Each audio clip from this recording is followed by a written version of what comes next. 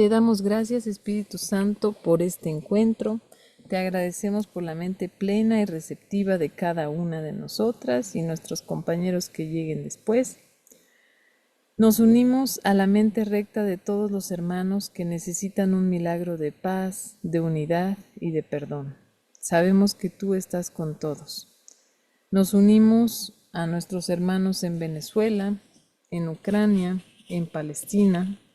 Sabemos que tú brillas en la mente del Hijo de Dios y que el sueño de separación se desvanecerá en un solo instante.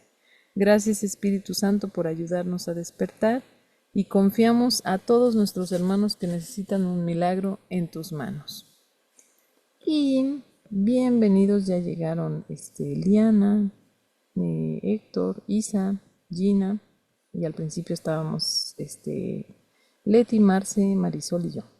Bueno, entonces decíamos que ya estamos cercanos, más cercanos hacia el final, como a una quinta parte de terminar. Y esta es la segunda parte del libro, dice Después de Cristo. Si tenemos algún voluntario de lectura, pues me dicen y es bienvenido. Sobre todo cuando van a empezar los personajes. Ajá, ahí empiezan enseguida, como 2 páginas después. Dice, déjenme, voy a ampliar la visión. Ajá, ahí que se vea en toda la pantalla. Dice, segunda parte, Después de Cristo. Las últimas vidas de Jota y Buda.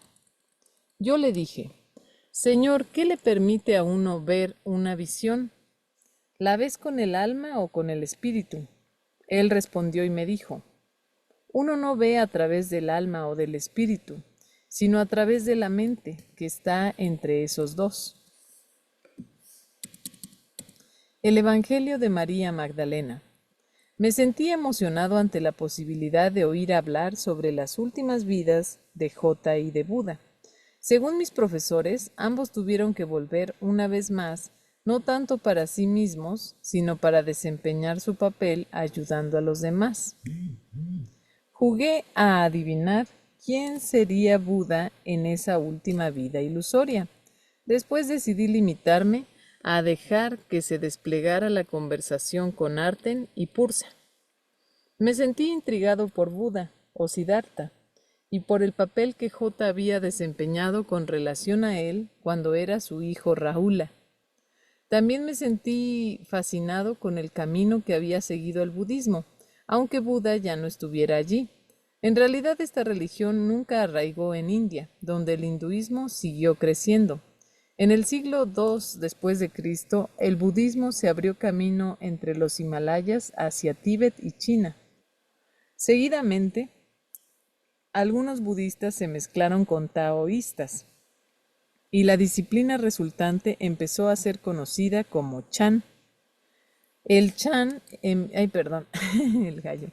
El Chan emigró a Japón hace unos 900 años y evolucionó para dar el Zen, que se combinó con el sintoísmo, en el que se habían formado Jota y Buda durante la primera vida importante que compartieron.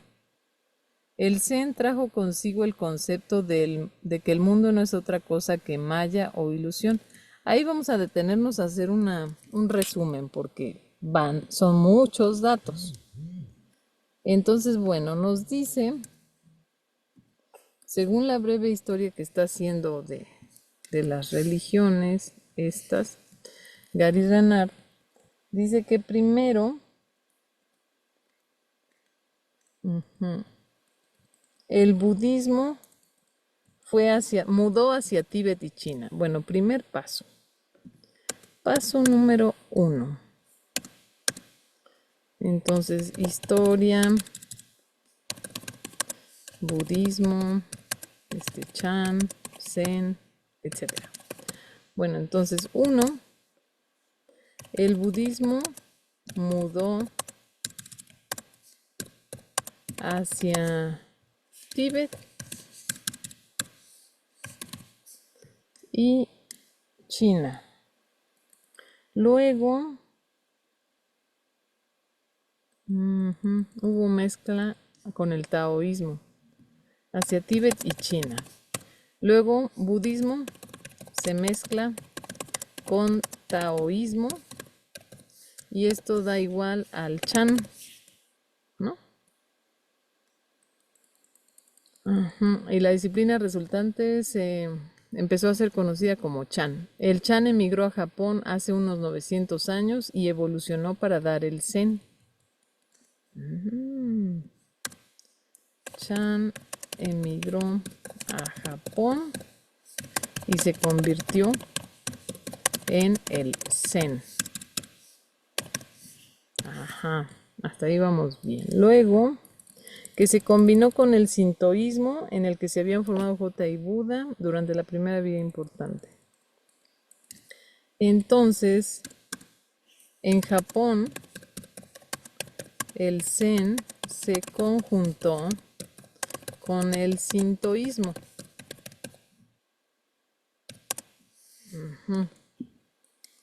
Y el Zen trajo consigo el concepto de que el mundo no es otra cosa que maya o ilusión. Entonces ahí es en el Zen, pero esto también está en el hinduismo, que yo recuerde. Bueno, por lo momento así no nos metemos mucho. Maya, el mundo es maya, ilusión. Bueno, aquí no le ponemos igual, vamos a poner qué es lo que dice el Zen. Aunque el Zen es muy meditativo, también incorpora una tradición de irreverencia en lugar de la creencia en las formas religiosas.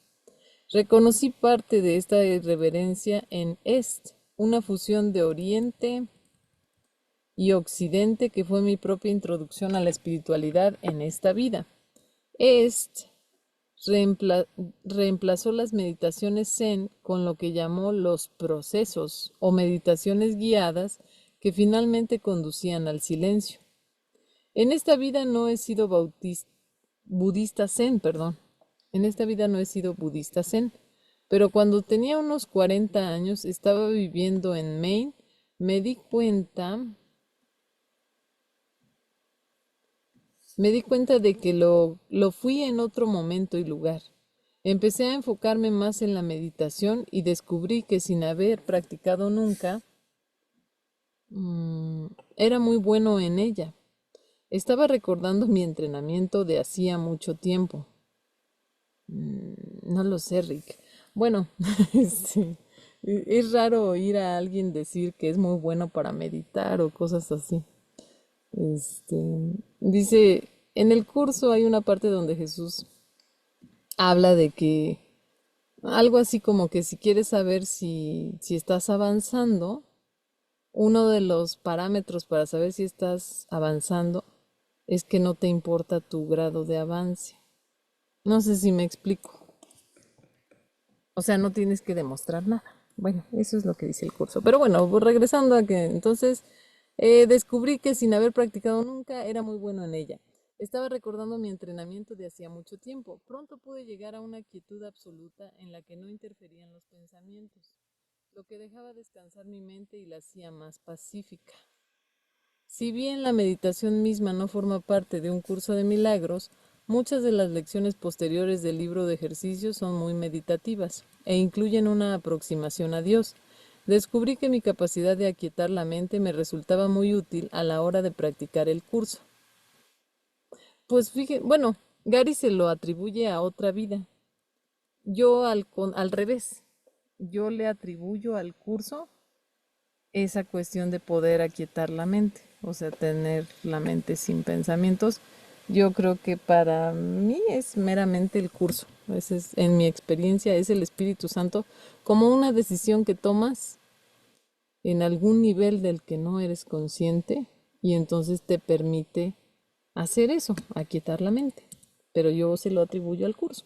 Bueno, conocía muy bien la historia de Jesús o J, no solo a partir de la Biblia, sino también por algunos de los evangelios alternativos que habían sobrevivido al surgimiento del cristianismo, aunque no habían podido mantener su forma original.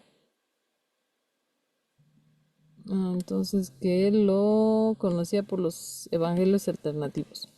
Después estaban las numerosas cosas que J dice sobre sí mismo en un curso de milagros, que según me dicen mi guía y mi intuición, son las declaraciones más auténticas de todas.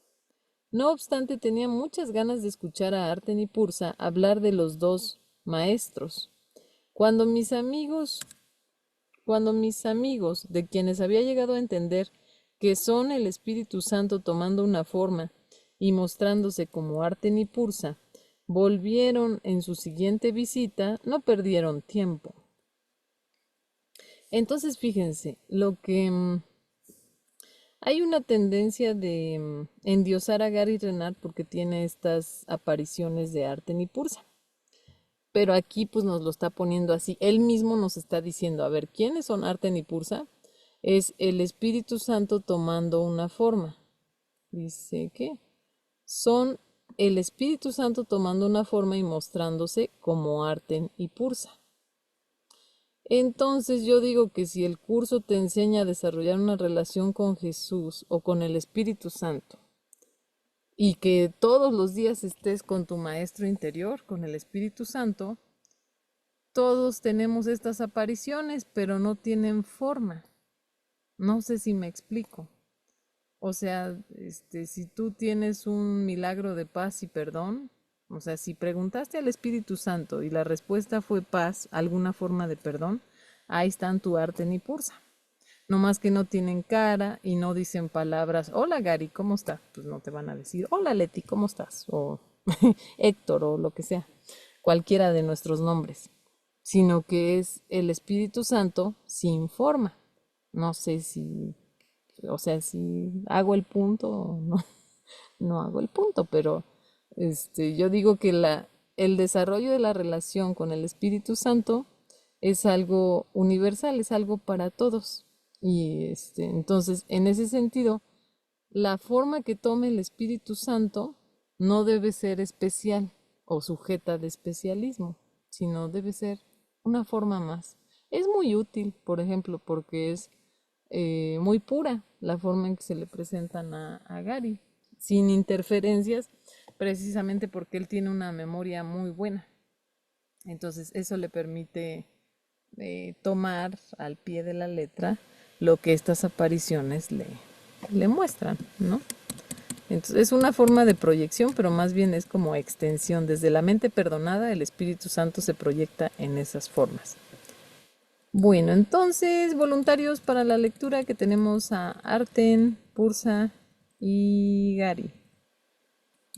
Ajá. Sí, tenemos los tres. Margot, una voluntaria. ¿Tenemos algún otro que quiera hacer Arten, Pursa, Gary? A ver, dijimos que no veo quién. Ah, Gloria. Ujú. Entonces, Gloria, ¿quién quiere ser? O Margot, ¿quién quiere ser? La que guste.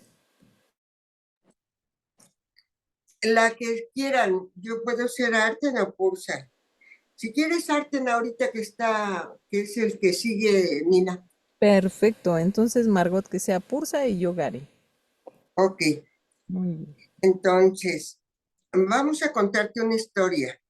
Ya estás familiarizado con parte de ella, pero no con otra parte. No es la totalidad de la historia. Eso te exigiría escribir otro libro completo, pero lo que vamos a contarte será suficiente para los propósitos de este libro. Hace poco más de 2000 años había una ciudad llamada Nazaret. Sigue estando allí hoy, pero no se parece en nada a como era entonces. La población mundial ha crecido exponencialmente y resulta difícil imaginar que en la época en la que se desarrolla nuestra historia,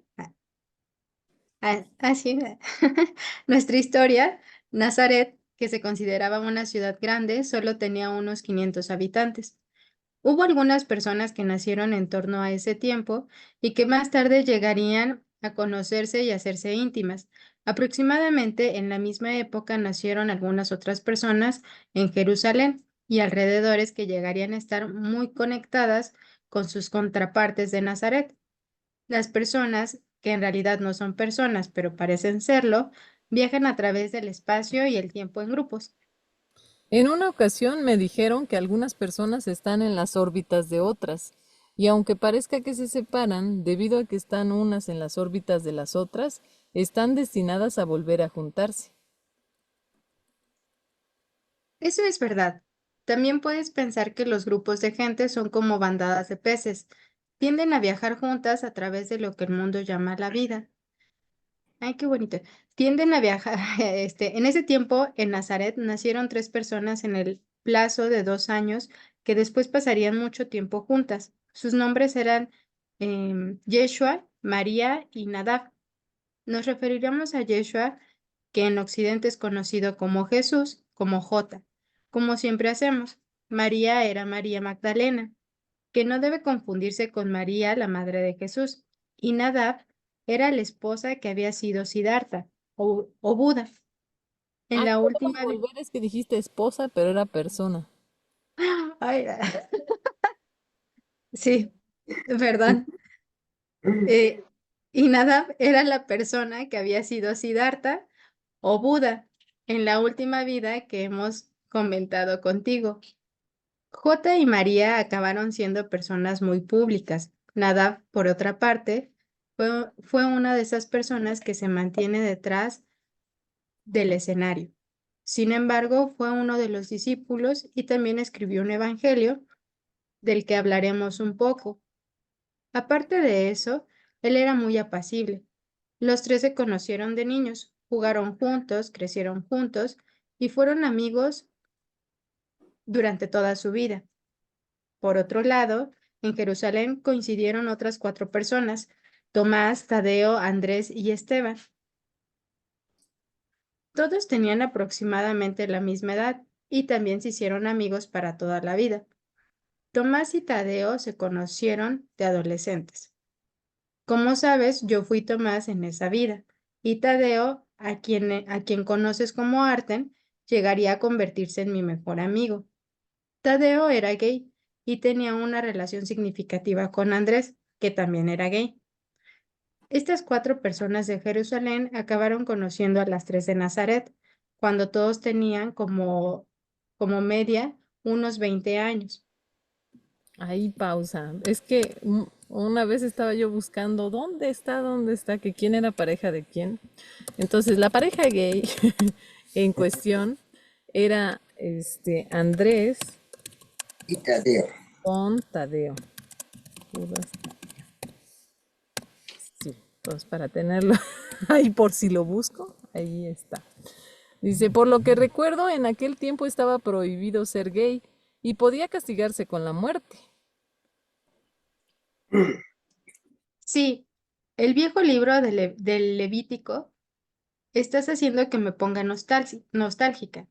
Es broma, pero tienes razón. Tadeo y Andrés no podían exactamente hacer publicidad de sus preferencias sexuales. Los romanos no habrían tenido ningún problema con ello. Esos tontos salvajes, pero iba en contra de nuestras leyes. ¿Cómo se llama? Ahí se enoja Pursa con ellos, pero está diciendo, a los romanos no les habría importado, pero de repente recuerda, esos tontos salvajes. Ay, perdón, adelante, Gloria. Muy pronto, J, María y Nada se dieron cuenta de que eran distintos de los demás. A la edad de 10 años, ya no podían leerse la mente entre ellos. Se hacían bromas. Ya sé lo, ya sé lo que estabas pensando. Ya sé lo que estás pensando. Y lo sabían. Todos sus aprendizajes y la aplicación de los mismos en vidas anteriores habían deshecho sus egos hasta el punto en que no había interferencias que restringieran su unión con otras mentes, aparentemente separadas. En realidad, ninguna mente está separada porque solo existe una mente, pero la mayoría de la gente aún no experimenta eso. Cuando llegaron a la adolescencia, podían ver el futuro. Habían tenido algunas experiencias de esto en otras ocasiones, pero esta vez su capacidad era absoluta. Los tres lo recordaban todo el aprendizaje realizado que necesitaban recordar. Nadie recuerda todo de una vez. Sería demasiada información y produciría una sobrecarga en el sistema, de modo que el recuerdo tiene que extenderse un poco en el tiempo. Tienes que ser consciente del presente y ser capaz de lidiar con tu entorno actual. Esta es la razón por la que pusimos de título a uno de los capítulos de tu segundo libro, es en esta vida estúpido. Pero a diferencia de ti, entonces, a nuestros tres protagonistas no les quedaba nada por aprender. Cuando un maestro vuelve para su última vida, no tiene una curva de aprendizaje. Ya sabe todo lo que tiene que saber para iluminarse. Entonces, ¿por qué está ahí? Generalmente para señalar a la gente cuál es la buena dirección. De vez en cuando tiene que haber alguien capaz de señalar la dirección correcta, porque realmente la conoce, lo cual es raro. El Espíritu Santo incluyó este hecho en su plan para la salvación. ¿Cómo llegó María a estar tan avanzada? ¿Había conocido a Jota y a Nadab en otras vidas? Oh, sí, les había enseñado en varias ocasiones. En esas vidas no habían tenido tanta cercanía con ellos como la que ellos tenían entre sí. Esta experiencia estaba reservada para Jota y María en su última vida. Esa era la forma de saber que habían conseguido aprender a no dar realidad al cuerpo. Si puedes perdonar, si puedes perdonar a alguien a quien amas físicamente, además de mentalmente, y te das cuenta de que todo ello no es más que un sueño, finalmente has superado las ligaduras que te atan a la tierra. María, además de aprender las mismas cosas que habían aprendido Jota y Nadab, había tenido sus propias experiencias personales, como hombre y como mujer en otras vidas, que le habían llevado al mismo despertar que ellos habían alcanzado. ¿Recuerdas el dicho 22 del Evangelio de Tomás? Parte de él dice: cuando hagáis del hombre y la mujer uno solo, de modo que el hombre no sea masculino y la mujer no sea femenina, entonces entraréis en el reino. Para ellos tres, todas las personas eran espíritu, exactamente lo mismo que su creador, no hombres ni mujeres. El Evangelio de Tomás acabó siendo corrompido por personas que le añadieron dichos dualistas mm, antes de enterrarlo en Nag Hammadi. Por eso, hace algún tiempo te di la versión original, o al menos la más cercana a la original que se puede conseguir en inglés. Mm, Nota. Para acceder a una versión corregida del Evangelio de Tomás, veas el capítulo 7 de mi segundo libro, Tu realidad inmortal, el Evangelio de Tomás según Pursa. Asimismo, durante sus años de adolescencia, Jota, María y Nadab fueron a la biblioteca de Alejandría, en Egipto. No necesitaban aprender, porque ya sabían todo lo importante, pero les gustaba mucho visitar el lugar y ver lo que había allí. Después recomendaban a sus amigos que lo visitaran y que leyeran ciertos libros, si es que podían leer. Sabían qué libros serían los mejores para cada persona, los que más les ayudaría a aprender. Una vez más, todo formaba parte del plan del Espíritu Santo, del que hablaremos más adelante. En realidad, ese plan quedó establecido mirando atrás desde el final del tiempo. Los tres conocían las escrituras lo suficientemente bien como para recitarlas de memoria, y también sabían qué partes de las escrituras venían del Espíritu Santo y cuáles venían del ego. A medida que tu conciencia aumenta, puedes notar la diferencia, y ellos se enfocaban en las partes procedentes del Espíritu Santo y las compartían con otros. Uno de sus favoritos era el Salmo de David. Es interesante que el Salmo 23 sea leído en los funerales de tanta gente, porque no trata sobre la muerte.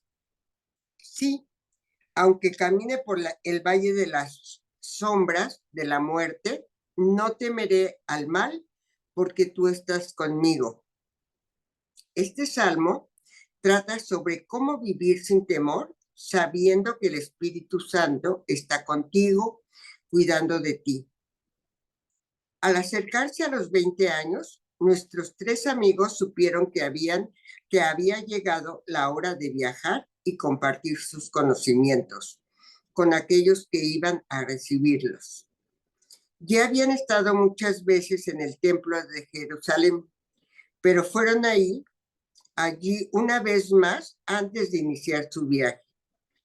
Fue entonces cuando hablaron extensamente con Tomás, Tadeo, Andrés y Esteban.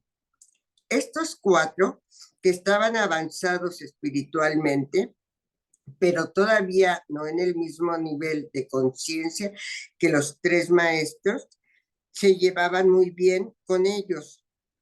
Era como un grupo de viejos amigos que se habían vuelto a reunir.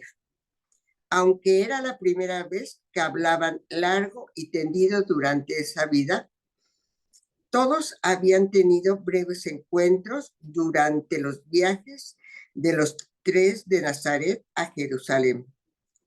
Y todos habían estado juntos de manera discontinua durante las diversas vidas que te hemos descrito, como padres, hermanos y hermanas, amantes, amigos y enemigos. Ahora había llegado el momento de que se reunieran y viajaran juntos para contemplar una misión. Y ahí, bueno, hago notar que dice que estos amigos que eran tres y luego otros cuatro, está hablando de los tres de Nazaret. Todos habían tenido breves encuentros. No, primero de los siete, de los tres, esos tres que eran los importantes. ¡Ay, qué horror! María, Jesús y Nadab. Y los menos importantes. Y luego está la escoria del planeta, que son los otros, ¿no? Como dice Gary. Y entonces están los otros cuatro. Entonces, pero que dice que habían sido en otras vidas padres, hermanos y hermanas, amantes, amigos y enemigos. Eso es lo que me llama la atención. O sea que tal vez la mayor parte del tiempo toca ser amigos, pero hay otras donde toca ser enemigos. Entonces, esto es el grupo selectísimo de los tres. Estos son platino, o ultra diamante. Entonces están Jesús, Nadab y María Magdalena, que esos se conocían desde niños. Y luego está el grupo 3, no es grupo de los tres principales. Ay. Y luego está el grupo de los cuatro especialísimos, este grupo de los cuatro, que estos son de Nazaret, ¿no? Si eran de Nazaret, espérame. Al revés, ¿no? Creo que Al los tres revés, son de no, estos Nazaret. son de Jerusalén, ¿verdad? Y los Ajá. de arriba son los de Nazaret. Sí, perdón. Entonces, estos son de Jerusalén. Ajá, y estos son de Nazaret, que se conocían desde chiquitos. Ajá, muchas gracias, Margot. Entonces, estos son Tomás, Tadeo, Andrés y Esteban. ¿Esteban? ¿Sí? Sí, Esteban. Ujú. Y luego dice Gary, genial, como dijeron los Blues Brothers, estamos en una misión divina.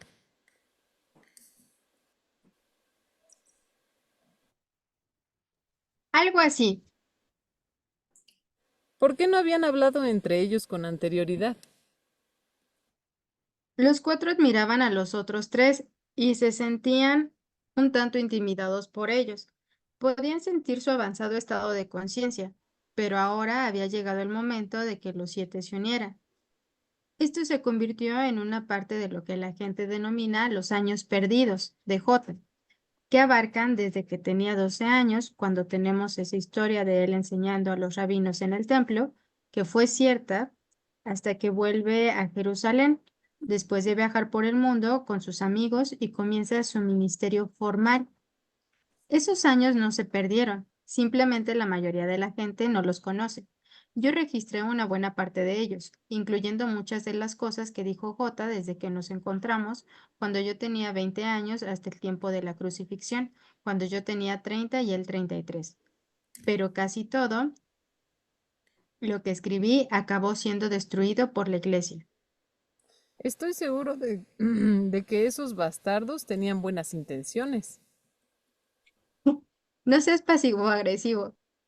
Oye, ser pasivo-agresivo funciona para mí. Tardamos aproximadamente 7 años en viajar a todos los lugares donde nuestros tres iluminados eligieron ir. Uno de los lugares fue Egipto. Nosotros no habíamos estado en la biblioteca como ellos tres y todo era nuevo e interesante para nosotros. Bajamos por el Nilo hasta el templo de Luxor y después remontamos el río hasta las pirámides. Donde quiera que íbamos, los cuatro de Jerusalén, así era como pensábamos en nosotros mismos, establecíamos lugares y horas para que J se dirigiera a la gente. Hablábamos de esos encuentros con tantas personas como podíamos para que pudieran venir a escuchar. ¿Ustedes eran sus organizadores? Sí, y la mayoría de las veces era fácil. Conforme íbamos de un lugar a otro, la gente se quedaba asombrada de la clara autoridad de sus enseñanzas y algunos se ofrecían voluntarios para adelantarse y asegurarse de que todos tuviéramos comida y un lugar donde dormir. En realidad fue muy divertido, al menos la mayor parte del tiempo. Evidentemente a veces nos topábamos con un ambiente hostil, pero nada fatal. De vez en cuando, Nadab y María comentaban con J las cosas que él decía y nosotros escuchábamos. Ellos no hacían ninguna concesión con respecto a que este mundo no es nada y nuestra verdadera vida está en Dios. Nadab hacía chistes con respecto a que J fuera el profesor y que él y María no tenían que decir nada. Más adelante, después de volver a casa, María también empezó a enseñar. J no se desviaba de su camino para visitar a faraones y reyes. Consideraba que todo el mundo es igualmente importante. Viajamos por partes de África y llegamos muy lejos, hasta Inglaterra y Stonehenge. Después cruzamos toda Europa y la actual Turquía, llegando hasta India. A veces teníamos que unirnos a caravanas para protegernos. Había muchos bandidos dispuestos a cortarte la garganta para robarte lo que tuvieras. Esta era una manera habitual de morir en aquel tiempo. J no tenía miedo, pero usaba el sentido común para que el resto de nosotros estuviéramos seguros. Mientras viajábamos, los tres recuperaron muchos recuerdos del pasado en los lugares que visitábamos, pero se concentraban en el hecho de que estaban tocando las vidas de la gente hasta el punto de influir en su dirección. Y en que esto a su vez, influiría en las mentes y en las vidas de otras personas. Otra cosa interesante con respecto a los tres maestros era que donde quiera que fueran, podían hablar la lengua del país. Yo pensaba que era inteligente porque podía leer y escribir a la mayor y la yo pensaba que era inteligente porque podía leer y escribir y la mayoría de la gente de aquel tiempo no podía, y ellos tres podían hablar todas aquellas lenguas. A lo largo de los años yo solo anoté lo que escuché en arameo, pero J impartió sabiduría a incontables personas en tres continentes. Es bastante sabido que San Pablo habló en el Partenón de Atenas unos 20 años después de la crucifixión. Lo que no es tan conocido es que J había hablado allí justo antes de retornar a Nazaret, unos 24 años antes que Pablo. La gente se quedaba maravillada ante su brillo y autenticidad. Y ahí hacemos una pequeña pausa para... Espera un momento. A ver, tenemos aquí que dice que Jesús se paseó por de Egipto hasta Turquía, la India y un montón de lugares. Y dice que pudo hablar a incontables personas. Dice, pero J impartió sabiduría a incontables personas en tres continentes. De eso no hay registro, más que lo que nos están diciendo Arten y Pursa. Son los años perdidos de Jesús, ¿no?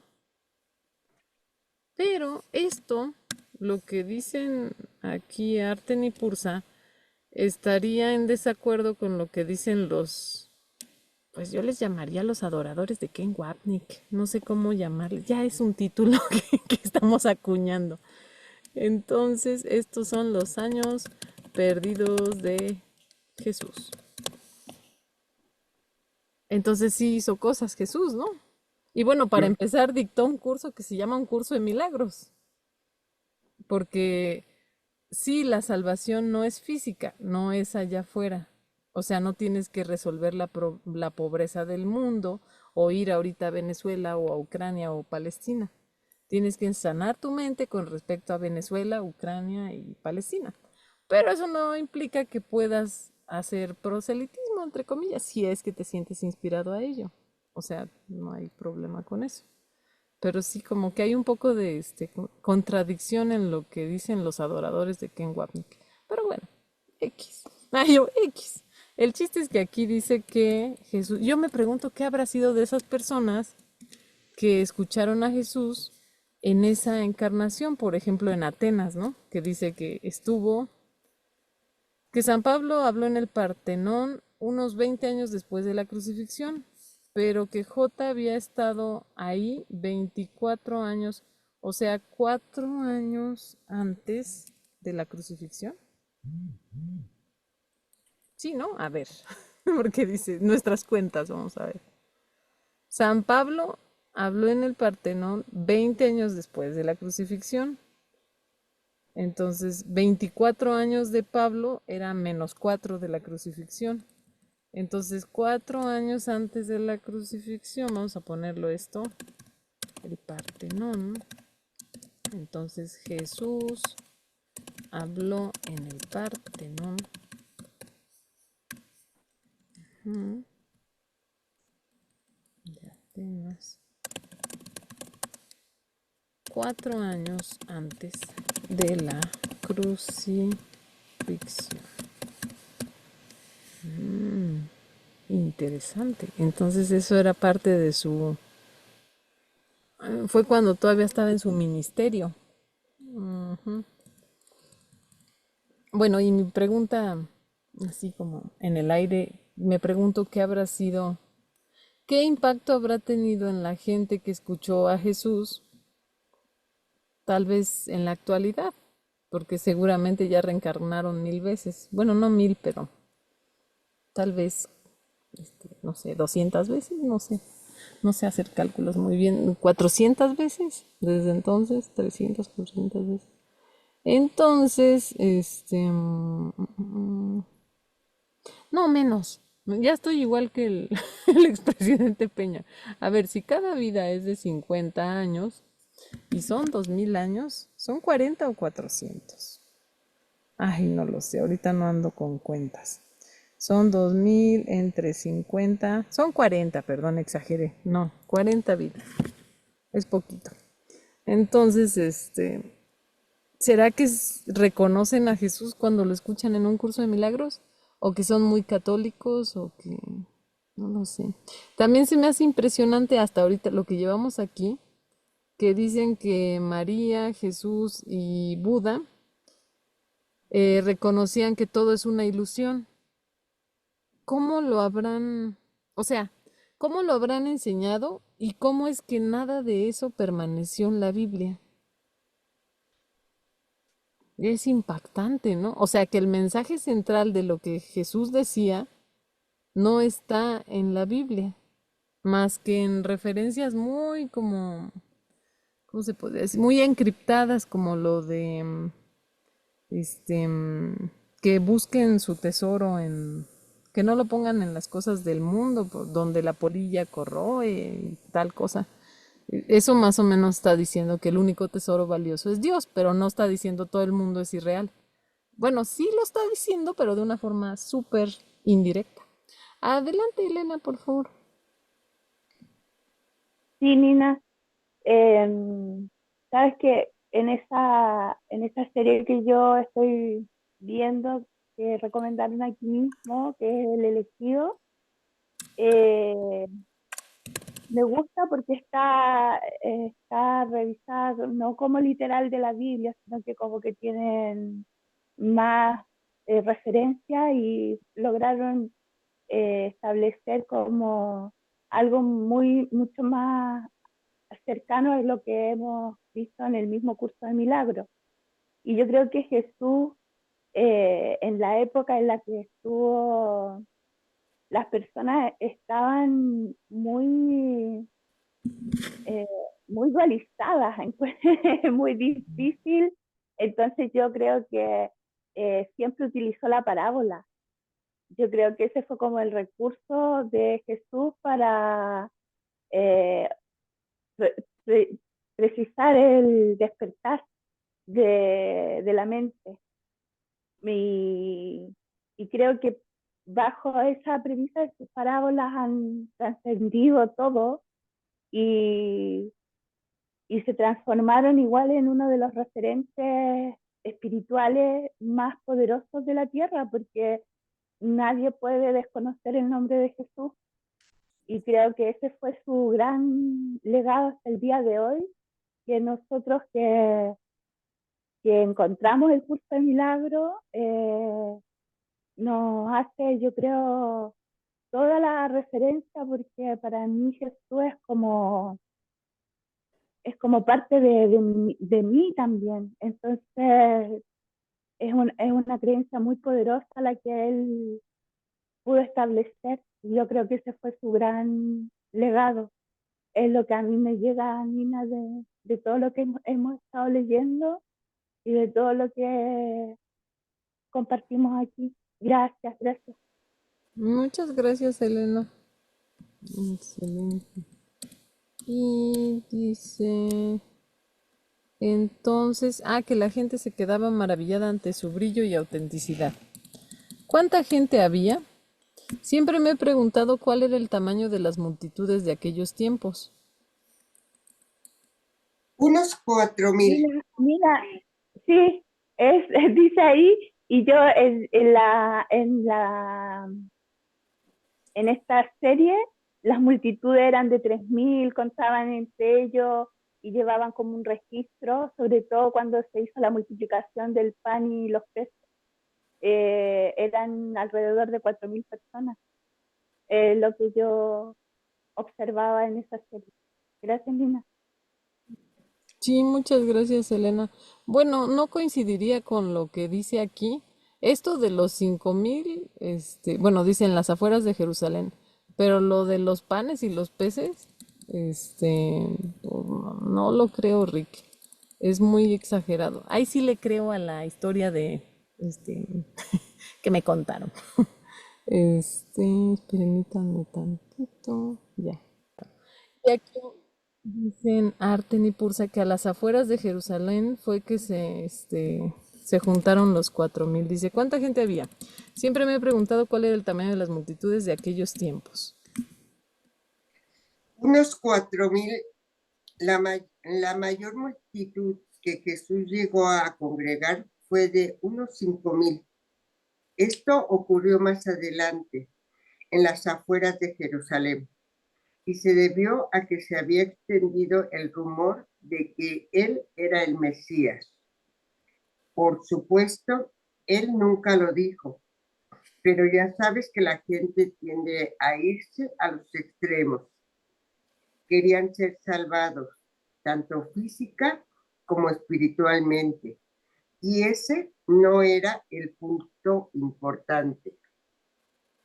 Muchas de las personas que estaban allí siguiendo a Jota y tratando de descifrar su mensaje son los que actualmente estudian UCDM. Tiene sentido que se sientan atraídos por la voz del curso. Ah, pues ahí está la respuesta, Wow, ¿no? Ahí está sí. ya me había dicho Patti, ahí, pues han de ser muchos estudiantes del curso, que los que ya escucharon a Jesús en algún, pues que fueron bastantitos. Entonces, si son 5,000 y 4,000 y los en todos los países que pasó, pues por lo menos tenemos 10,000 o no sé cuántos sean. Entonces, todos esos escucharon su mensaje, como lo hayan escuchado, como lo hayan entendido, pero vieron su presencia, ¿no? Dice, ¿cómo podía oírle la gente? Me refiero a cómo podía hablar lo suficientemente alto como para que le oyera la gente que estaba en la parte posterior de la multitud. Esa es una buena pregunta. No todo el mundo podía oírle, pero en aquellos días había gente que repetía lo que el orador acababa de decir. De modo que J pronunciaba un párrafo en la lengua del país y entonces a cada 15 metros de distancia aproximadamente había una persona designada que repetía lo que él decía para el siguiente grupo de gente. A continuación, otra persona hacía lo mismo. Aquello llevaba un rato, pero de esta manera todo el mundo podía escuchar el mensaje. No era perfecto, pero funcionaba bastante bien. O sea, un teléfono descompuesto. Es muy interesante, me recuerda algo. Antes había gente con tan buena memoria que memorizaban una obra de teatro entera y después iban de ciudad en ciudad recitándola. Así es como se ganaban la vida, ¿cierto? De hecho, hay una persona, bueno, esto siempre lo digo cuando hemos leído esto, hay una persona actualmente que recita el Corán completo y pues de eso se gana la vida, ¿no? Es un creyente del Corán, ¿cómo se llama? Musulmán. Entonces dice que así es como se ganaban la vida, ¿cierto? Sí, y hay trucos mentales que puedes usar para memorizar cosas, pero sigamos adelante. Después de Grecia, llegó el momento de volver a casa. J tenía un ministerio y un destino que cumplir. Y Nadab ejemplificaba la actitud de ellos tres, tanto como J y María. Era una persona fascinante con las características de un ser iluminado. Como J y María no conocían el miedo, era totalmente consciente de que lo que llamamos vida es un sueño y de que nada en él puede tener un efecto en ti a menos que se lo permitas, haciéndolo real. Su actitud era que no importaba si alguien muere, porque su mente seguirá adelante y continuará soñando hasta que despierte. Y cuando alguien despierta, está en casa. También tenía otra cualidad, la alegría. Hacía comentarios divertidos sobre todo tipo de cosas, especialmente sobre los romanos. No había ninguna mala intención en su actitud. Era más como una sátira que apuntaba hacia la locura humana de pensar que vas a llegar a alguna parte conquistando a otros. Él decía, deja que el César tenga el mundo. ¿Por qué trabajar tan duro para nada? ¿Qué cosa de este mundo te llevarás contigo cuando te vayas? Al final, todos salimos a la par. Viniste aquí sin nada y te irás sin nada. En este juego todos salimos a la par. La cuestión es, ¿qué has aprendido de él? ¿Lo has perdonado todo? Cuando volvimos a Nazaret, ya era tiempo de que J empezara a enseñar a su propio pueblo. Todo estaba diseñado para llegar a las personas que estaban preparadas para que se llegase a ellas en ese momento, y también a muchos otros que aún no estaban preparados, pero que serían ayudados de algún modo. Todos acudimos a la sinagoga local donde J iba a hablar. La mayoría de la gente pensaba que iba a limitarse a decir hola y a ser el humilde hijo de José que se suponía que era. Pero en cambio, subió allí arriba y dijo, hoy las escrituras se han consumado. Estaba diciendo que él era el Mesías en el sentido de que todos somos el Mesías, iguales en la mente de Dios. Todos somos uno. Pero lo único que la gente escuchó fue que estaba consumando las escrituras y que él era el Mesías. Estaban escandalizados. J tuvo suerte de salir de ahí, de salir de allí con vida. No nos quedamos en Nazaret por mucho tiempo. Pudimos captar las señales. La gente nos gritaba amenazándonos con lapidarnos hasta morir. J sabía que era difícil que le aceptaran como profeta en su lugar de origen. ¿Fue entonces cuando dijo, no puedes ganar un beneficio en tu propia ciudad? Cuando observamos lo intrépidos que eran ellos tres, nos dimos cuenta de algo. Ya no eran humanos, ya no estaban identificados con los cuerpos que parecían estar ocupando. Habían recordado completamente a Dios, estaban experimentando su unicidad y totalidad con Dios, y no necesitaban hacer gran cosa de ello. Tenían los pies en la tierra. Tadeo, Andrés, Esteban y yo les admirábamos. Sin embargo, ellos pensaban que esta admiración solo se debía dirigirse a Dios y no a un hermano o hermana. Nos dirigíamos a Jerusalén, donde nosotros cuatro nos habíamos encontrado con ellos tres. El hermano menor de Jota, Santiago, era el rabino jefe de Jerusalén. Aunque no lo habíamos visto en años, sabíamos que era muy... Bueno, regresemos. Es que dijiste el hermano menor y nada más Ay, era sí, el hermano. el hermano de Jota. Que de Son hecho. canalizaciones, Nina. No es cierto, perros.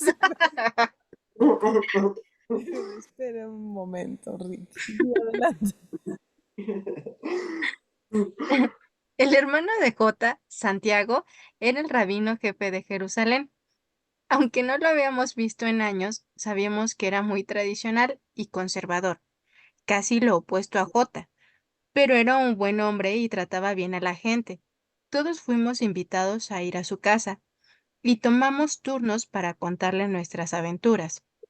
Estaba impresionado, pero cuando J trató de explicar la unicidad entre nosotros y Dios, y que todos nosotros somos el único hijo de Dios, Santiago no sintió mucho entusiasmo. Escuchó educadamente y a continuación dijo que era hora de acostarse. Al día siguiente, J decidió que en lugar de quedarse en Jerusalén, era el momento de visitar las zonas rurales. Pausa, Allí, tantito, pausa. Yo siempre he pensado que Santiago, que es Jaime, era mayor que Jesús. Pero dije, ¿cómo puede ser ese posible si Jesús fue el primer hijo de María? Ah, me acaba de llegar la respuesta. Memo informativo. Ahora sí, entonces continuemos con la canalización, Margot. Entonces dice que era muy conservador, casi lo opuesto a J, y fue el momento de ir a la ciudad, a las zonas rurales. Nos quedamos en que al día siguiente, Al día siguiente, J decidió que en lugar de quedarse en Jerusalén, era el momento de visitar las zonas rurales. Ahí había gente que no tenía acceso al templo y podría sentirse feliz de escuchar la verdad de la unicidad de todos nosotros con Dios, en Dios. También sabía que había gente que no se sentiría feliz de oírlo. Estaba totalmente preparado para lo que iba a venir. A Tadeo y a mí todavía no nos había dicho que J no, a Tadeo y a mí todavía no nos había dicho que J, María y Nadab sabían todo lo que iba a ocurrir. Ellos eran conscientes de que en unos pocos años J sería crucificado y que él había elegido enseñar esta lección para demostrar la insignificancia del cuerpo, que no tenía nada que ver con quién él era realmente, ni con dónde estaba realmente. Caminamos por las zonas rurales durante algunas semanas antes de llegar al mar de Galilea. Allí es donde conocimos a Pedro, un pescador que no estaba teniendo mucha suerte. La historia que habéis oído de que Jota nos pidió salir al mar junto con Pedro y algunos otros, y que las redes se llenaron de pescado, es verdadera. Y sí, él ordenó a la tormenta que se detuviera y al mar que se calmara. Él tenía dominio sobre el sueño.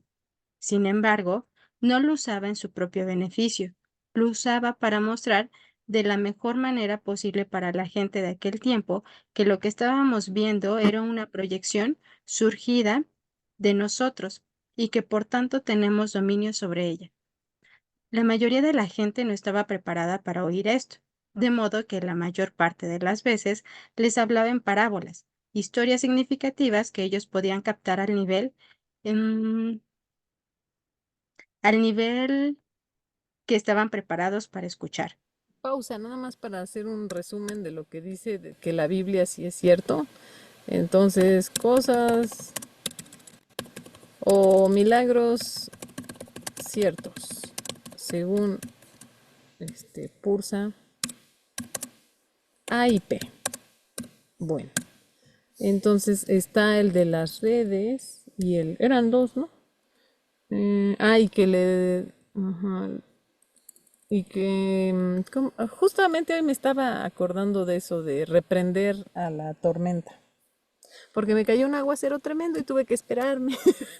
No, lo reprendí, pero no pasó nada. No, pues me reprendí a mí misma por proyectar aguacero y me quedé esperando a que se pasara la tormenta y ya pude salir después de media hora. Luego dice, entonces uno era la red de peces, la red que antes estaba vacía, volverla a echar, volverla a sacar del mar llena de peces. Ay, lo dije muy complicado, muchas palabras para decir algo tan sencillo. Y la segunda era lo de reprender, así se dice en la Biblia, reprender al viento y... Bueno, reprender Al mar. al mar, sí, ¿verdad? Ujú. Sí, al mar. Entonces, y que esto, bueno, lo hacía para mostrar que uno tiene dominio sobre el sueño porque es proyección mental, ¿no? Ajá, muy bien. Ahora sí, adelante, Gloria, por favor. Sí. Pedro y algunos de sus amigos decidieron unirse a nosotros y seguir a Jota. Pedro era el primero en admitir que no era el tipo más listo del mundo y que le costaba entender a Jota. Más adelante, después de la crucifixión, fue Pedro junto con Santiago y finalmente Pablo los que iniciaron la religión que Jota nunca hubiera querido que empezara, aunque sabía que eso ocurriría. No importaba, Jota nos veía a todos como iguales. En su mente no existía la separación.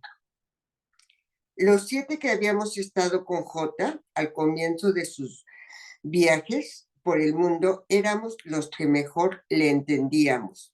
Jota no nos trataba de manera especial, ni nos consideraba una especie de círculo interno, pero se tomaba tiempo para hablar con nosotros en privado porque sabía que podíamos entender lo que decía.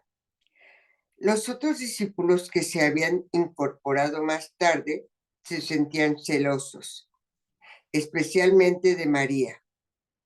A veces J la besaba en público y eso era algo que no se hacía en aquellos tiempos. A continuación, nosotros le tomábamos el pelo, diciéndole cosas como, oye, ¿no sabes que no eres un cuerpo? Y todos nos reíamos. Como sabes, cuando era Tomás, a veces me llamaban Dídimo, que significa gemelo. No tenía exactamente el mismo aspecto que Jota, pero me parecía mucho y a menudo la gente nos confundía. En una ocasión me vestí con algunas de sus ropas y pretendí ser él. Lo cierto es que conseguí dar el pego hasta que abrí la boca. En cuanto empezaba a hablar, ya no podía compararme con él. Recuerdo que poco después de haber conocido a Jota decidí ofrecerle un regalo. Los dos podíamos leer y escribir, lo cual no era muy habitual en aquel tiempo. Le ofrecí unas plumas para escribir y algunos pergaminos. Parecía muy feliz, pero a continuación me los devolvió y dijo: Toma esas cosas y úsalas para ser mi escriba. Anota lo que digo. Me sentiré honrado. Bueno, yo también me sentí honrado. Tomé la decisión de anotar todo lo posible para que estuviera disponible para la posteridad. ¿No sabía J que casi todos los escritos serían destruidos? Oh, sí, como he dicho, lo sabía todo, pero yo no lo sabía, y creo que la razón por la que me pidió que fuera su escriba tenía que ver conmigo. Él sabía que si anotaba las cosas las aprendería mejor. Yo ahí tengo una duda como esto de, bueno, si Jesús sabía que se iban a destruir y dice, bueno, es que tenía fines didácticos, ¿no? Para que lo iba a aprender, para que lo aprendiera Tomás mejor, ¿no? Pero pues si no se suponía que Tomás y Tadeo y Felipe y María Magdalena y Esteban eran los que entendían bien el mensaje, ¿por qué o sea, como que se perdieron tan pronto? ¿Qué no? O sea, yo estoy dudando del Espíritu Santo y los que no entendían el mensaje, que eran Pablo. Nina, no se oye. ¿No se escucha? ¿No se escucha? Ah, espérenme, un momentito. Vamos a ver. Diga eso, pero yo estaba dudando de los planes del Espíritu Santo, porque ¿qué no sería mejor que a los que sí sabían el mensaje, sus vidas fueran largas y ellos se extendieran, a que los otros que no entendían el mensaje fueron los que duraron mucho e hicieron lo que quisieron? No, pues bueno, no entiendo. Uno no sabe los planes del Espíritu Santo, están muy raros, pero bueno. Es que como reinterpreta lo que el ego proyectó, pues me imagino que por eso el plan en sí parece loco, porque fue diseñado por el ego, ¿no? Entonces ya el Espíritu Santo está reinterpretando todo, pero ay, Espíritu Santo, perdón, pero así como Gary dice aquí, oye, ¿y por qué? Si sabía que se iban a destruir los escritos, ¿para qué dictarle los escritos, no? Entonces dice, puedo ver que esto sea así. Bueno, dijo Pursa, oh sí, como he dicho, Jesús lo sabía todo, ¿no? Pero yo no lo sabía y creo que la razón por la que me pidió que fuera su escriba tenía que ver conmigo. Él sabía que si anotaba las cosas, las aprendería mejor. Puedo ver que eso sea así. A veces cuando estaba en Maine leía el texto del curso y al mismo tiempo escuchaba las grabaciones. Sentía que así me llegaba más profundamente, probablemente porque mis sentidos de la vista y el oído estaban recibiendo el mensaje al mismo tiempo. Eso está muy bien. Eso está muy bien. Ahora es posible que lo pruebe más gente. En cualquier caso, no me limité a escribir el Evangelio de Tomás. También escribí el Evangelio del que te hablé durante la primera serie de visitas. Palabras del maestro que actualmente es conocido por los eruditas como el Evangelio Q. Este es el Evangelio del que Marcos, Mateo y Lucas tomaron prestados muchos dichos antes de que fuera destruido por la Iglesia. Esta es la razón por la que sus tres evangelios suenan similares y se les conoce como los evangelios sinópticos. Vaya, ¿por qué no me habías dicho antes que tú escribiste palabras? Bueno, ahí hay algo que hay que anotar. Entonces dice que palabras del maestro lo escribió Tomás. Entonces, bueno, sobre los evangelios,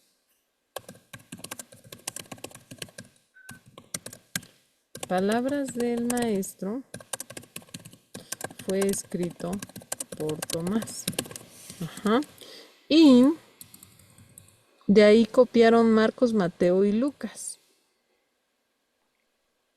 Y entonces eso se conoce, el palabras del maestro, conocido como Q. Eso tiene mucho tiempo que yo escuché de ese tal Evangelio Q. Tiene unos, pues cuando empecé en la espiritualidad, por ahí del 2010, tiene unos 14 años que escuché eso del Evangelio sinóptico de Q. Bueno, entonces fue escrito por Tomás y de ahí, del Evangelio Q, tomaron prestado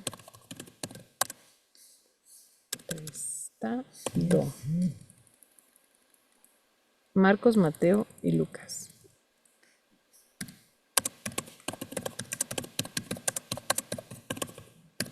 Ujú.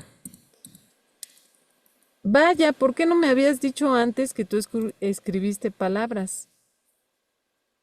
Ya tenías más que suficiente, ya tenías más que insuficiente, ya tenías más que suficiente información con la que lidiar, hermano. Pero recuerda, el Evangelio de Tomás, el Evangelio Q y los Evangelios de María y Felipe fueron escritos antes de los denominados Evangelios convencionales. Los escritores de los Evangelios que ahora ves en la Biblia tomaron prestados los dichos de aquellos de mis escritos que les gustaban, los que pensaban que encajaría con su teología, y descartaron los dichos con los que no estaban de acuerdo. Habían comprado la teología de Pablo o Saúl, que era su verdadero nombre, cuyas cartas a las primeras iglesias se habían convertido en evangelios para ellos. Sí, esas cartas contenían, sí, esas cartas contienen algunos escritos preciosos y partes de ellas proceden del Espíritu Santo, pero hay una mezcolanza. No vienen de J. El cristianismo se basa en la teología de San Pablo, no en las enseñanzas no en las enseñanzas que él suponía que estaba emulando. La gente siempre piensa que comprende las enseñanzas de los maestros, pero los maestros son no dualistas, no dan realidad al mundo de Maya. Para J, María y Nadab, solo Dios era real y nada más lo era. Después la gente toma eso y lo reorienta hacia el dualismo.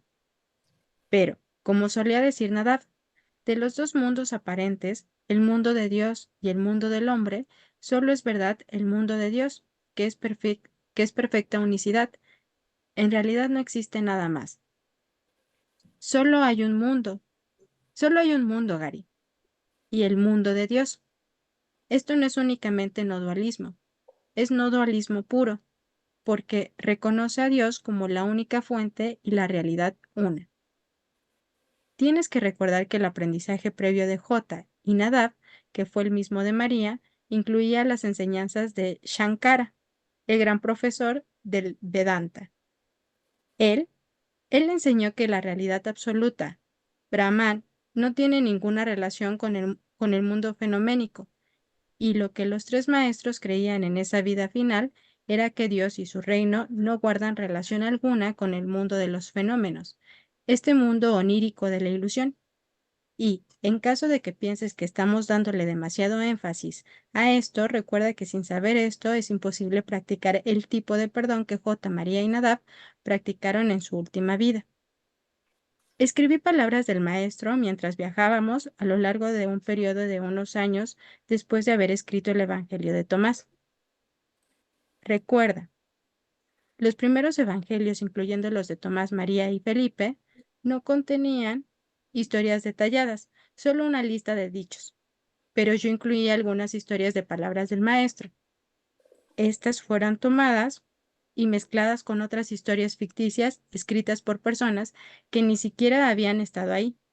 Palabras fue destruido posteriormente, y para el año 400 después de Cristo también fueron destruidos todos los escritos alternativos.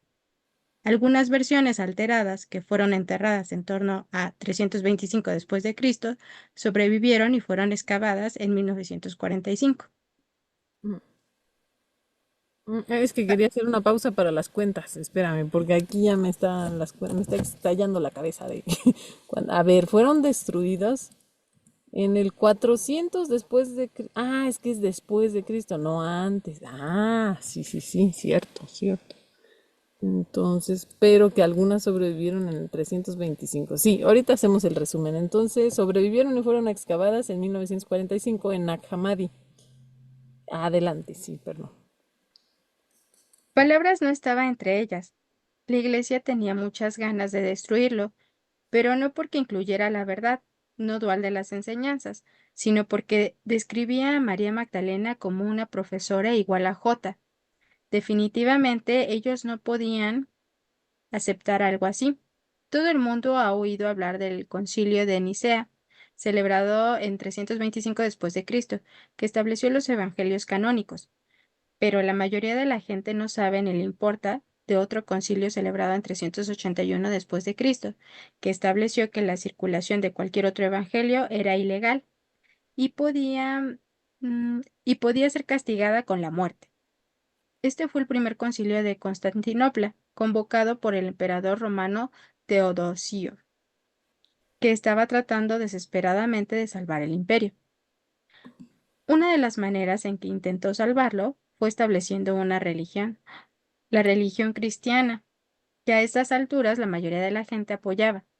Pero ya era demasiado tarde. La religión sobrevivió, el imperio no. Ahora tengo otra información que podría sorprenderte. Cuando hablamos de Nadab, estamos usando su verdadero nombre. Sí,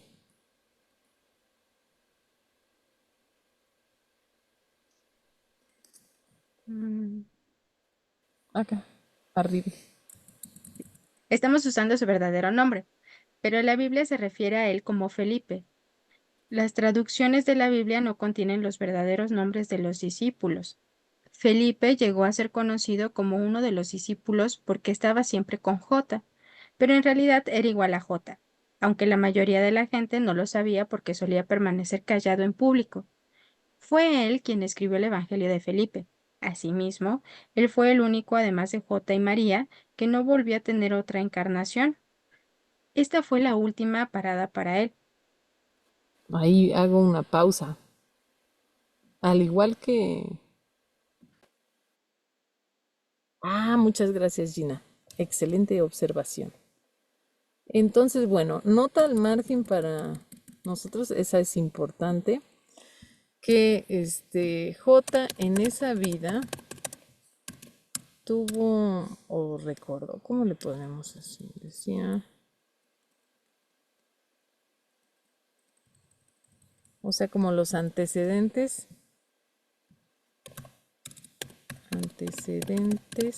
de Jesús en esa vida. Entonces, en otras vidas había estudiado, guiado a Shankara, el Vedanta con Shankara. Y esto es la realidad, la única realidad Brahman. Ajá, creo que lleva una H. H. Ajá, Brahman.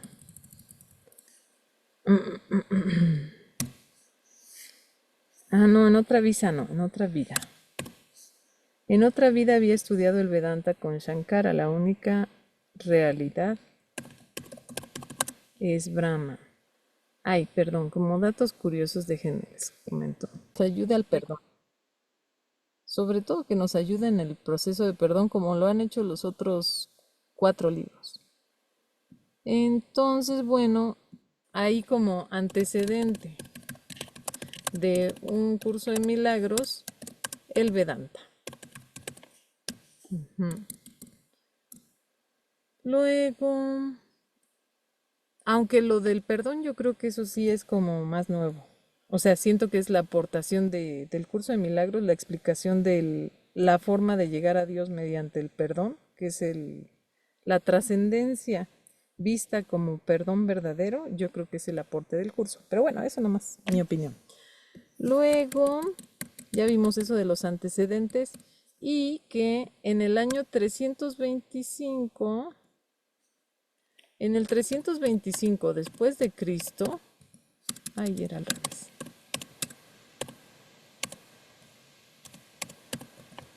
Fueron enterradas versiones alteradas de palabras.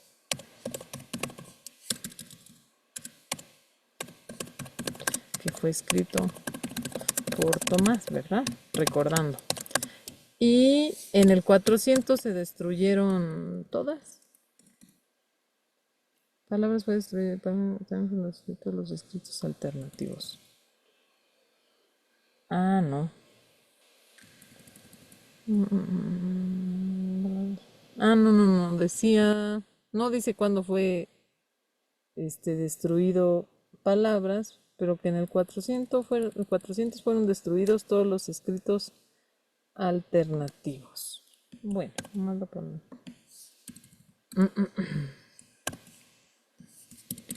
Luego,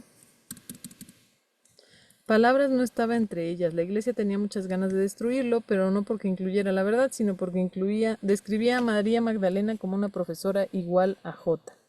Definitivamente ellos no podían aceptar algo así. Y por ejemplo, bueno, nuevamente hablando de sobre los que describía a María Magdalena como una profesora igual a J y que no podían aceptar algo así. Todo el mundo ha oído hablar del Concilio de Nicea, celebrado en 325, y ahí se establecieron los evangelios canónicos. Pero la mayoría de la gente no sabe del concilio celebrado en 381, que estableció que la circulación de cualquier otro evangelio era ilegal y podía ser castigada con la muerte. De hecho, lo de que solo se podían, la prohibición de estudiar cualquier otro evangelio,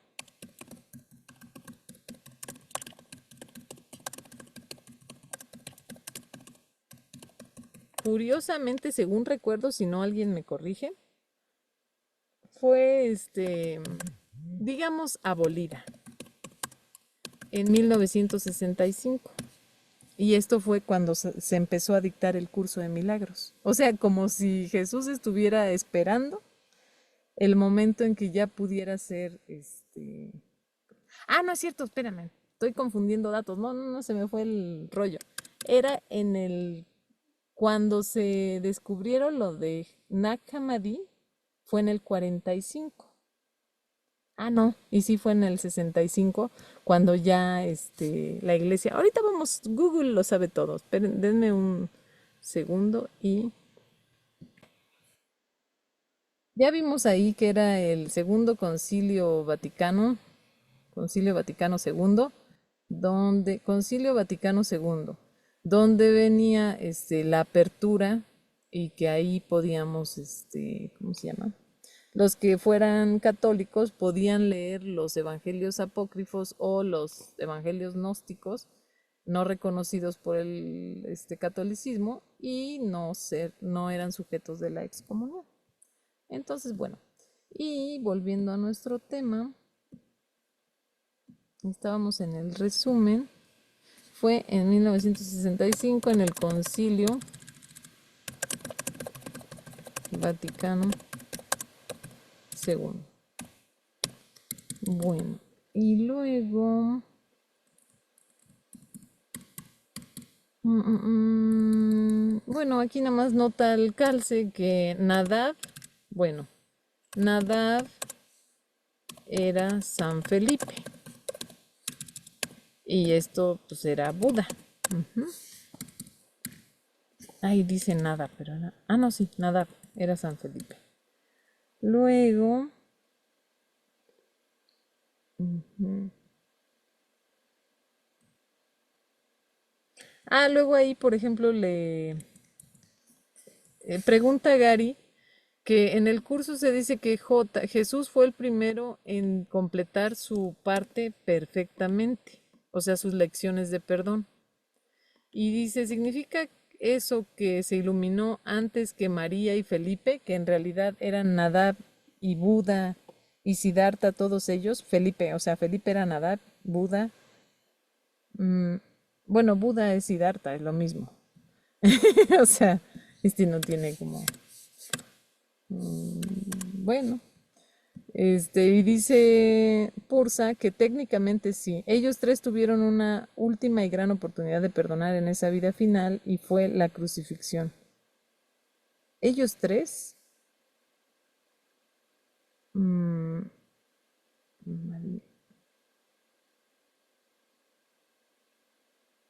Ahí no entiendo por qué ellos tres. Mm, ¿Sería que Jesús también? Está raro, yo creo que serían ellos dos, pero bueno, no lo sé. ¿Ustedes qué opinan? Dice, ellos tres tuvieron una última y gran oportunidad de perdonar en esa vida final.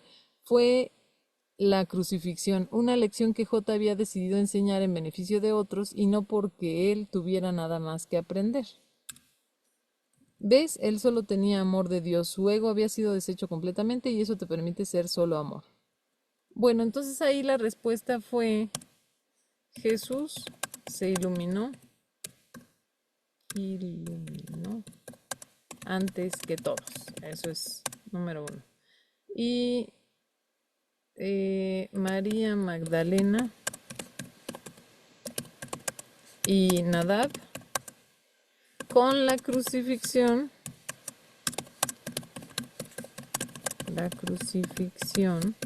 se iluminaron.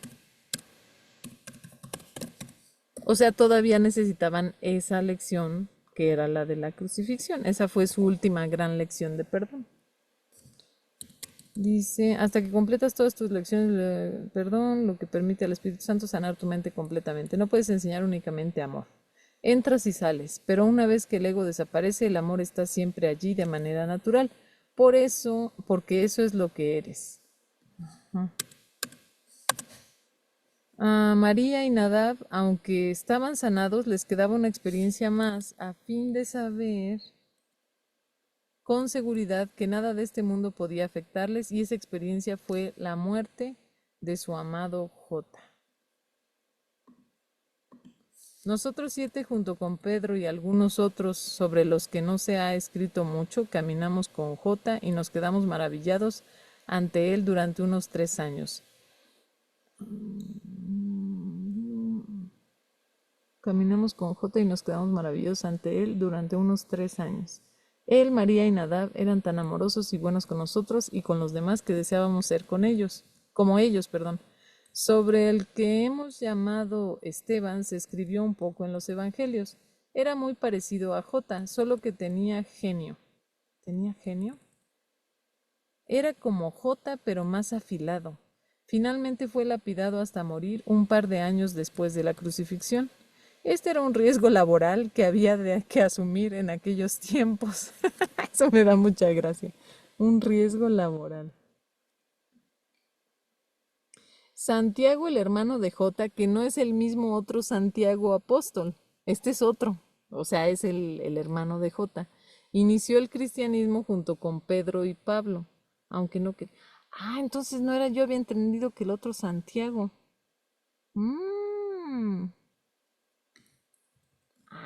Entonces yo había entendido mal hace rato. No, sí es el hermano de J junto con Pedro y Pablo. Oye, ¿no serán el mismo? Eso ya me está empezando a generar duda. De si el hermano de Jesús era el mismo Santiago. Mm. Oye, eso me da mucha duda. Bueno, ya me dirá el Espíritu Santo en algún momento. Entonces, Santiago, el hermano de Jota, inició el cristianismo junto con Pedro y Pablo, aunque no quería que el cristianismo se separase del judaísmo.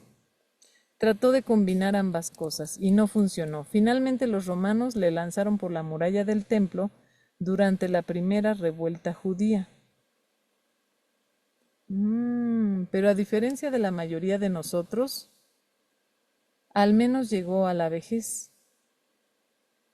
A ver, entonces, bueno, aquí dice que Santiago llegó a la vejez.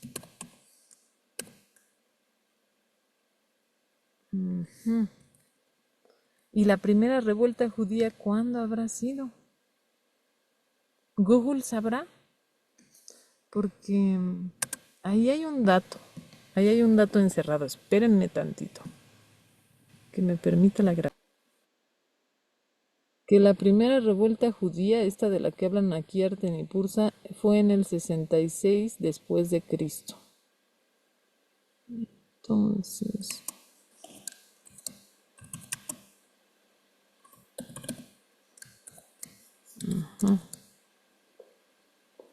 le lanzaron por la muralla del templo durante la 66, más la edad que tuviera, pues sí, ya tenía como más de 80 años. Entonces sí era el hermano menor. Despejando la duda, sí era menor que Jesús. Porque si Jesús se murió de 33, bueno, pero es después de Cristo. No, entonces estamos en las mismas, porque fue en el 66 y depende qué edad tuviera él. Si nació, bueno, quién sabe, porque dicen que llegó a viejo. 66 más cuántos. No hay forma de resolverlo, porque aparte, aquí en la información dice que esto duró del 66 al 73. Entonces no podemos, es una guerra o una revuelta que duró varios años. No se puede saber, indeterminado. Pregunta para el Espíritu Santo. Entonces ya sabes lo que me pasó a mí, Tomás, en India. Mi esposa, cuyo nombre era Isa, junto con María, Tadeo y Andrés, fueron testigos de mi ejecución. Isa no podía hallar consuelo, pero María, Tadeo y Andrés hicieron lo posible por reconfortarla. Finalmente todos volvieron a Nazaret y después fueron a Francia, donde vivieron el resto de sus años. A ver, ¿quiénes fueron a Francia?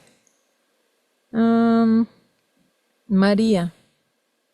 Entonces es María Magdalena, Tadeo y Andrés.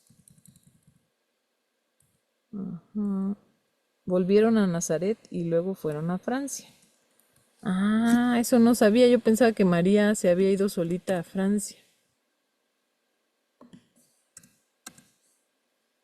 Entonces, volvieron a Nazaret y luego se fueron a vivir a Francia.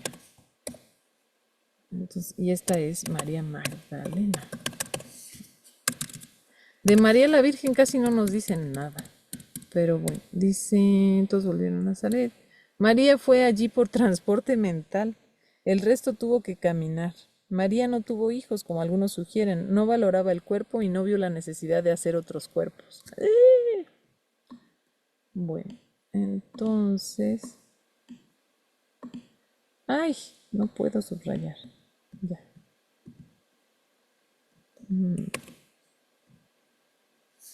Esto no es un juicio con respecto a los que deciden tener hijos. Lo único que María diría es que si los tienes, recuerda para qué es todo, para perdonar. La relación perdonada es la relación santa. Cuando lo perdonas todo, todo ayuda. Eso no entiendo muy bien. La relación perdonada es la relación santa. Cuando lo perdonas todo, todo ayuda. Eso no lo entiendo. Lo último es cuando lo perdonas todo, todo ayuda. Dice, después de la crucifixión, Nadab pasó un par de años en Nazaret, concluyó que ya había viajado lo suficiente, finalmente fue a Qumran, donde se estableció con los esenios, aunque él no podía participar en sus enseñanzas. Los esenios estaban más dedicados a las antiguas escrituras y a preservar viejos pergaminos. Él los perdonó y se divirtió con ellos siempre que estuvieron dispuestos a divertirse. Una vez allí, basándose en sus recuerdos, escribió el Evangelio de Felipe. Hay 3 cosas que quiero grabar en ti con respecto a J, María y Nadab. En primer lugar, estaba el tipo de perdón absolutamente sin concesiones que practicaban. Esto era algo que ya habían aprendido, pero eran diferentes de otras personas porque realmente lo vivían. No les interesaba señalar los errores de los egos de los demás.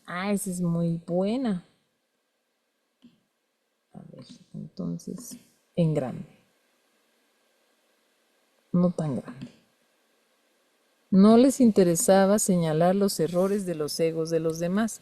Simplemente los pasaban por alto y sabían quién y qué era realmente la otra persona. Miraban más allá del velo de la ilusión hacia la verdad, hacia la luz que brilla dentro de todos nosotros con perfecta constancia. Ahorita me acordé de algo. Perdón que interrumpa, pero es que me gustó esa historia. Hoy estoy muy dispersa, disculpen ustedes. Así la mente a veces anda. Es que estábamos en el psiquiátrico y de repente uno de ellos, que se llama Nazaret, por cierto, Nazaret Eleazar, muy bíblico el asunto. Entonces, él tiene cara como de duende, imagínense, así como un duende curioso, y dice que le dicen la mamá no sé qué, porque es gay, y él le dicen, la mamá bonita o lo que sea, ¿no? Y entonces algo estaba yo hablando del curso y no sé qué, y dice, bueno, pero a ver, usted empiece entonces por decirnos, ¿cómo me ve usted a mí? Y entonces, pues no me acuerdo exactamente qué palabras le dije, pero fueron palabras inspiradas como, te veo como el hijo de Dios que eres, más allá de un cuerpo, más allá de la apariencia, X, y ya. Y ya pasó. No sé, me parece que fue en otra, no sé si fue en esa misma clase, me parece que fue la siguiente clase. Yo hace mucho tiempo que no les daba cigarros porque yo dije, pues, como que vamos a dejar de fumar todos juntos, ¿no? Y no dejan de fumar porque ellos consiguen cigarros por su cuenta, ¿no? Entonces yo por ahí tenía unas cajetillas. El chiste es que me habían quedado unos cuantos cigarros y eran como 40 y nada más tenía 8 cigarros. Entonces dije, a ver, ¿cómo hacemos? E iba Raúl conmigo, Raúl que venía aquí, que se ponía en su nombre Gamar. Entonces dice Raúl, propone una dinámica y decimos, no, pero ¿cómo vamos a hacer para solo que hiciéramos los papelitos y el que agarre? Pero era complicado y no teníamos tiempo. Entonces, total, que para no hacerles el cuento largo, ahí estamos quebrándonos. ¿Cómo dividimos los 8 cigarros entre 40? Y en eso Nazaret dice, pues ya sé, mejor yo les regalo, saca 2 cajetillas de cigarros y dice, pues cigarros para todos. No, pues todos lo coreamos y o sea, fue como una fiesta. Seguro los policías dijeron, ¿qué está pasando? Porque enseguida empezamos a gritar así de, bravo, la multiplicación. Entonces fue muy bonito, o sea, como, ya después, yo le pagué los cigarros a Nazaret, eso ya, esos detalles, es igual. O sea, pero el detalle, él los dio sin que se le fueran a pagar, ¿no? Entonces estuvo padre la multiplicación de los cigarros. Nada que ver con la historia bíblica, pero se me hizo simpático porque me interpeló como, bueno, sí, tú estás diciendo todo esto, pero ¿cómo me ves tú a mí? A ver, ¿cómo me ve usted a mí? Y entonces le dije eso, no, pues te veo como un hijo de Dios, más allá de la apariencia, etcétera, etcétera. Y ya luego vino lo del milagro de los cigarros. Perdón, muy dispersa mi mente el día de hoy. Y bueno, entonces vamos a que las lecciones, cómo eran, cuál era la diferencia o más bien lo que los caracterizaba a Jota, María y Nadab. Primero, el tipo de perdón absolutamente sin concesiones, o sea, perdón absoluto, que practicaban, que realmente lo vivían y no les interesaba señalar los errores de los egos de los demás. Simplemente los pasaban por alto y sabían quién y qué era realmente la otra persona. Miraban más allá del velo de la ilusión hacia la verdad, hacia la luz que brilla dentro de todos nosotros con perfecta constancia. Seguidamente estaba el amor. Entonces, número 1 era lo de arriba. Número 2, a ver, vamos a ponerlo en palabras simples. Número 1, el perdón absoluto. Ay, pero no sé por qué no me agarra la... Sí, el perdón. Bueno, practicaban perdón absoluto. Bueno, este es el número 1. Número 2, el amor. Ay, no es posible. Yo contra el Word.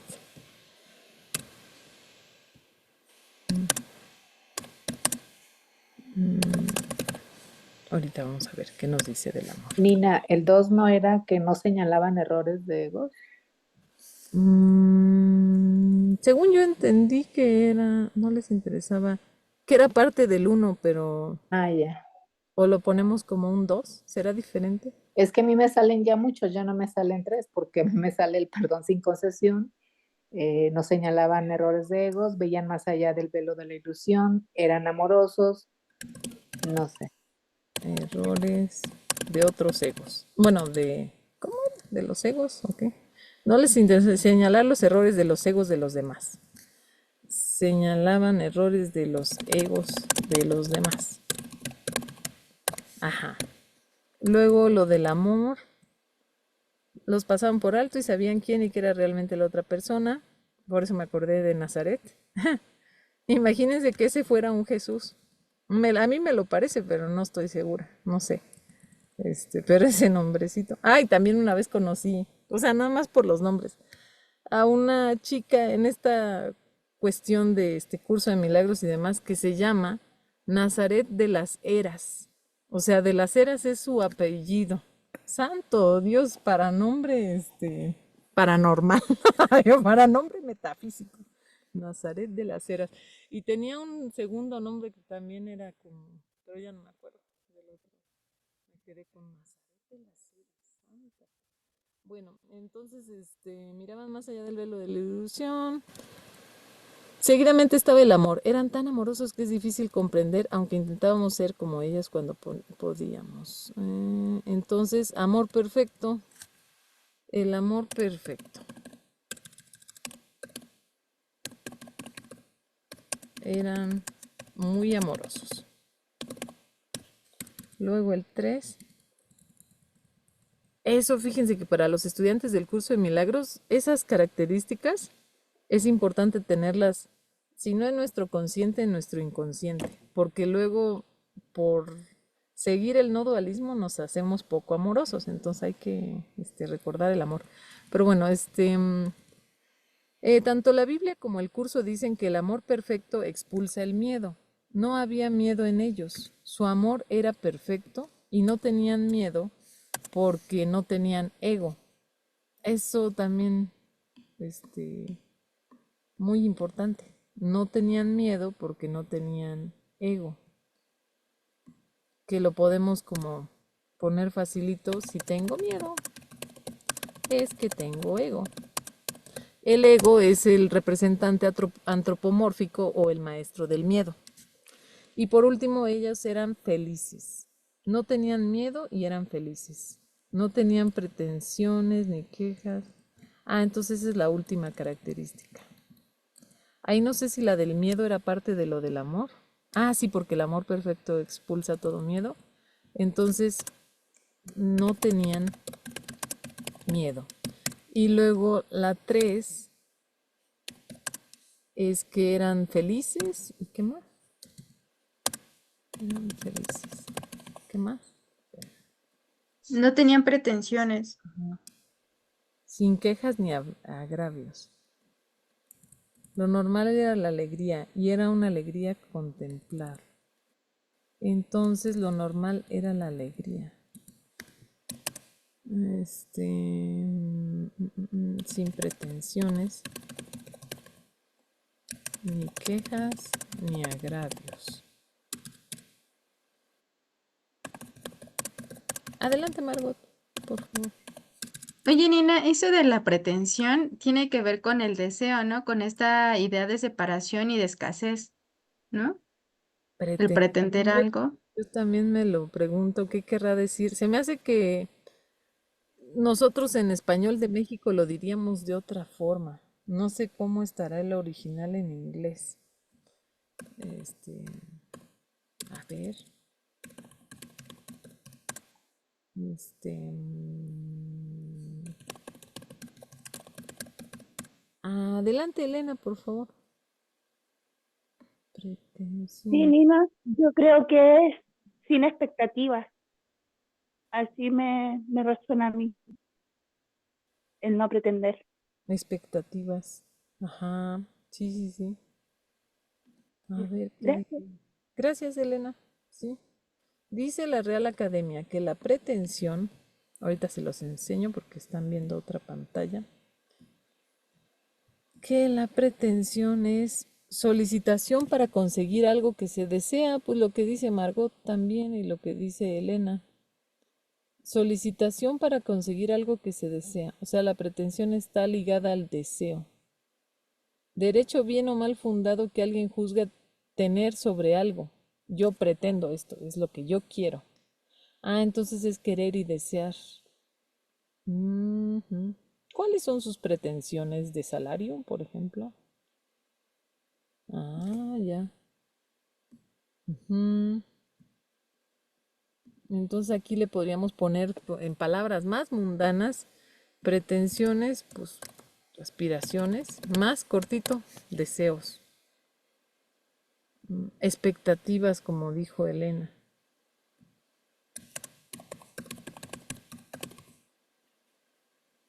Ujú. Ni quejas ni agravios. Lo normal era la alegría. Adelante, Margot, por favor. O sea, un poco eso de lo del deseo me acordé mucho porque en la clase que lo vimos, que era como parte de esto del velo, se hacía mucho énfasis, ¿no? De dónde venía lo del deseo, que era de la idea de separación y de ahí como el principio de escasez, ¿no? Y a partir de ahí es lo que daba como rienda suelta al deseo, ¿no? Y entonces, pues creo que ahí cuando nos dice esa pequeña línea, tiene que ver como que ya, o sea, que no había esta división, que era como una mente unificada en ese momento, ¿no? Ujú. Bueno, Entre en el libro, pues. lo que falta y lo que no falta, porque no falta nada. Ujú. Ujú. Muchas gracias, Margot. Sí, efectivamente. Y los pasaban por alto, nos quedamos... Ah, déjenme ver. Ah, creo que todavía nos falta más. Más. Por eso, bueno, la relación de Shakespeare con Jesús explica por qué Gary Renard cita tanto a Shakespeare. Porque a Ken Wapnick le encantaba Shakespeare y a Helen Schucman y a Bill Thetford les gustaba Shakespeare. Entonces, ¿por qué hay esta...? Sí, es importante Shakespeare en la literatura inglesa, pero ellos tenían una predilección, o sea, había un reconocimiento. ¿Y por qué el curso está en ese tipo de texto blanco shakespeariano? El pentámetro yámbico, ¿no? Que en español pues no lo notamos porque la traducción ya hace que se pierda todo eso, ¿no? Pero pues ahí nos vamos a quedar en las tres características de J. Nadab, tres características de J. Bueno, yo sí le digo Jesús, Nadab y... Ah, María, se me estaba olvidando. Magdalena. Y Y pues ya.